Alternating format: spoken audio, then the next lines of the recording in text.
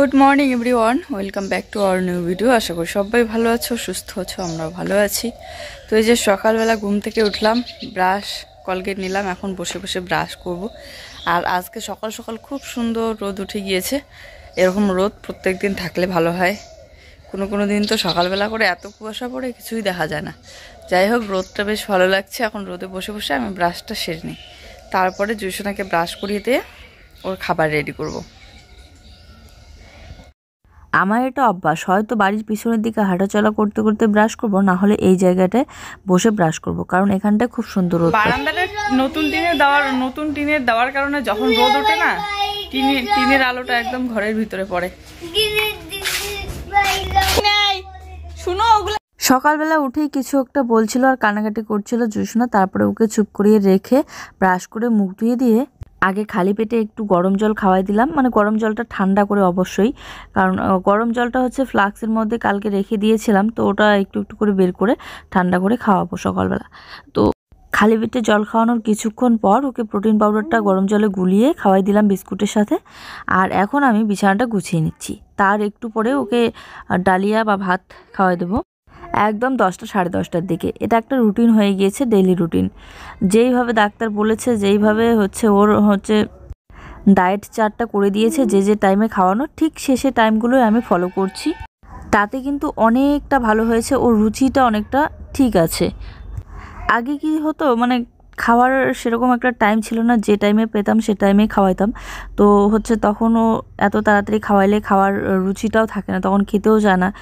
আর কোন সময় খাওয়াবো না এটা বুঝতে পারতাম না, কিন্তু এখন একটা যেহেতু রুটিন করা আছে, তো ওই নিয়মটাই ফলো করছি। যাই হোক, ব্ল্যাঙ্কেটগুলো ভাঁজ করে একদম সাইডে রেখে দিলাম, আর বিছানাটা এখন ঝেড়ে ঝুড়ে সুন্দর করে গুছিয়ে রেখে দেবো। আর ওর আগের ডাক্তারের যে মেডিসিনগুলো, সেগুলো দেখো এই কার্ডটার মধ্যে রেখে দিয়েছি, টিনের ওখানে মাথার ওখানটায়। মাথা তো না, এদিকে আমরা পা করি, জানালাটার ওইদিকে মাথা করি। যাই হোক, অনেকগুলো ঔষধের শিশি হয়ে গিয়েছিল, সেগুলো ফেলে না দিয়ে, কারণ এগুলো সবগুলোরই ডেট আছে, কোন সময় যদি কাজে লাগে। জ্বরের ওষুধ আছে, কাশির ওষুধ আছে, তো এই জন্য আমি ফেলে না দিয়ে রেখে দিয়েছি। তো তারপরে এই যে কিছু জামা কাপড় কালকে ভাঁজ করে রেখে দিয়েছিলাম, আর কিছু কিছু আজকে বের করে নিলাম। এগুলো এক এক করে ভাঁজ করে রেখে দিচ্ছি, সব এলোমেলো হয়ে আছে। একদিনে পুরো সুকেসের জামা কাপড় বের করে গোছাতে গেলে অনেকটা সময় লেগে যায়, বাকি কাজকর্মগুলো হয়ে ওঠে না। আর কোল বালিশের কভারটা অনেকটাই বড় হয়ে গিয়েছে, আর কেমন যেন হয়ে গিয়েছে, তো কোল বালিশের কভারটা আমি খুলে রেখে দিয়েছি। আর একটা নতুন কভার লাগাতে হবে। এমনিতেই ভালো লাগছিল বালিশটা, তবে এমনিতে তো রাখা যাবে না বেশি দিন, কারণ এমনিতে রাখলে পরে নোংরা হয়ে যাবে বালিশটা। আর ফ্যানের কভারটা ধুয়ে দিয়েছিলাম, তো এটা আবার বিছিয়ে দিলাম, শুকিয়ে গিয়েছে। আর এদিকে বিছানাটা এখন ঝেড়ে নেব।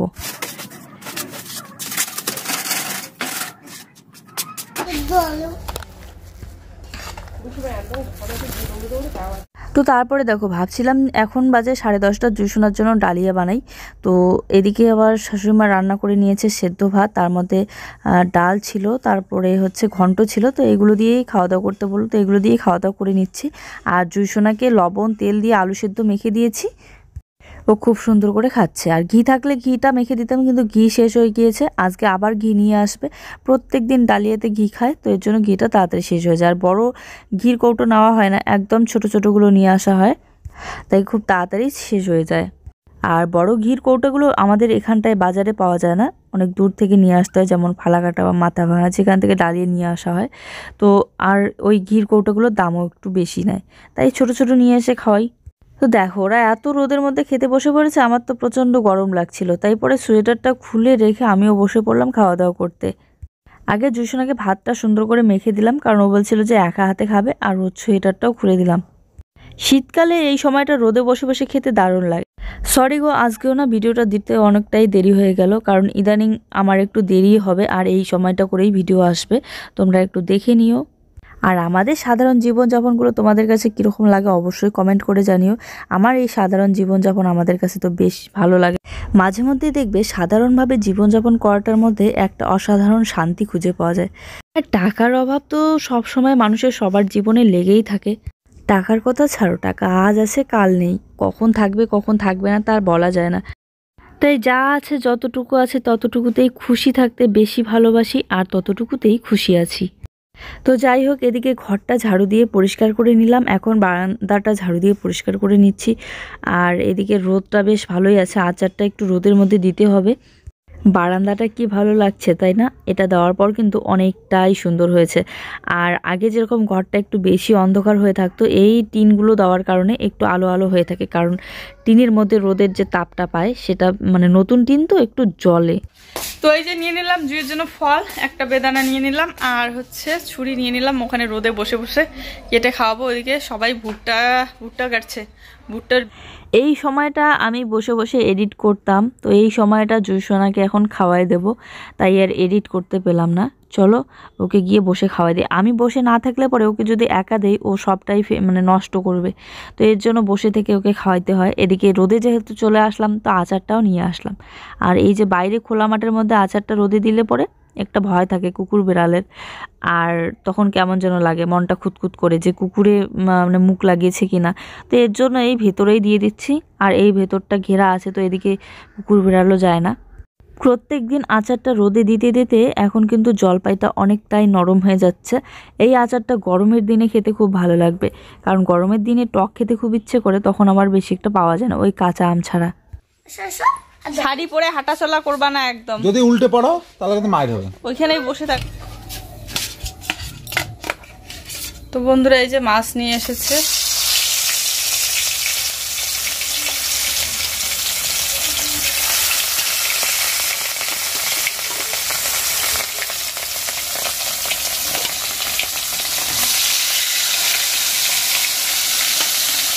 আর ওগুলো কি কিসের জন্য কাটছে?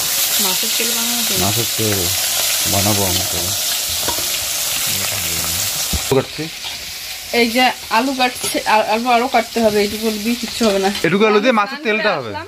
আর জুসোনাকে আজকে স্নান করিয়ে দিয়েছে, গরম জল করে স্নান করিয়ে দেওয়ার পর ওই যে বিছানায় শুয়ে শুয়ে আছে, আর আমি ওই যে স্নান করে আসলাম। এদিকে জুয়ে পাপা মাছটা ভেজে নিচ্ছে, আর আলু দিয়ে হবে মাছের ঝোল। চলো, ক্রিম দিয়েছি, ক্রিমটা এখনো লাগাইনি। তো তাতে দেখলাম ও মাছ ভাজতেছে, তো ভাবলাম একটু শেয়ার করি তোমাদের সাথে। ওকে বাইরে নিয়ে যেতে হবে এখন,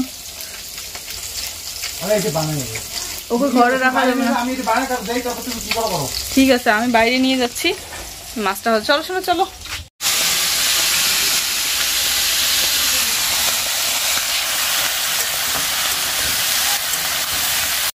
শর্টকাট মাছের ঝোল বানানোর একটাই উপায়, আলু কেটে এইভাবে মাছের ঝোল বানানো, না হলে মশলা বাটতে একটু সময় লেগে যায়।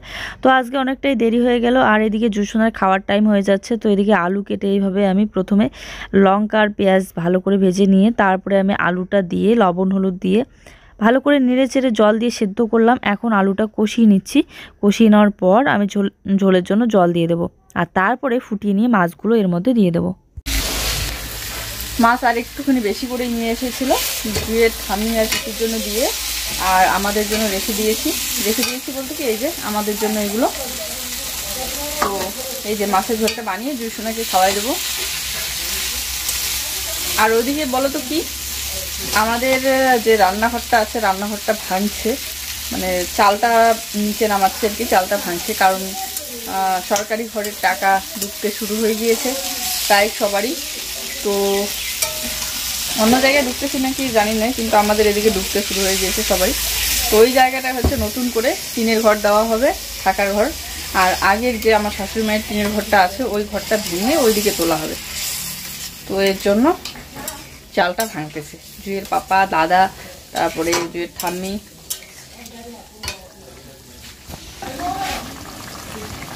এই জায়গায় ঝোলের জন্য জল দিয়ে দিলাম।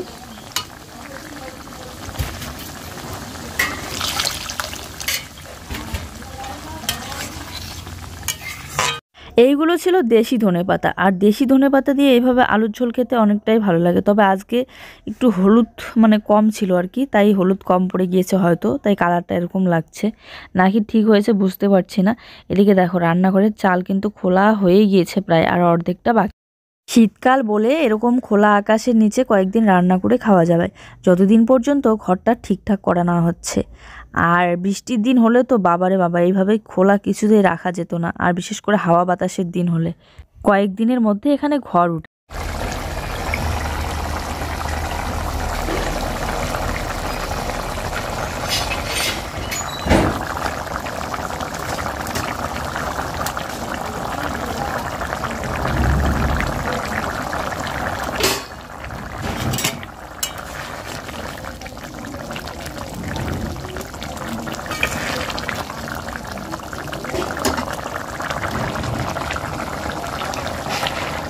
রান্না আমার কমপ্লিট। ওইদিকে রান্নাঘরের টিনগুলো নামিয়ে রেখে জুইয়ের পাপা গেল স্নান করতে।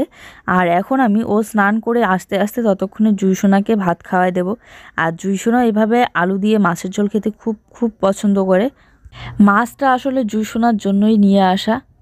তো এই যে এক পিস ওকে এখন খাওয়াই দেবো, আর এক পিস ওর জন্য রাত্রিবেলার জন্য রেখে দেবো, আর এক পিস করে আমরা দুজনে। ব্যাস হয়ে গেল আমাদের আলু দিয়ে মাছের ঝোল খাওয়া 2 বেলাকার। আমাদের জন্য 1 বেলাকার, কিন্তু জুইসোনার জন্য 2 বেলাকার হলেই যথেষ্ট। আর আজকে যেহেতু ওকে সকালবেলা ডিম দিয়ে খাওয়াইনি, তো এর জন্য 2 টাইম মাছটা দিয়ে দিলাম।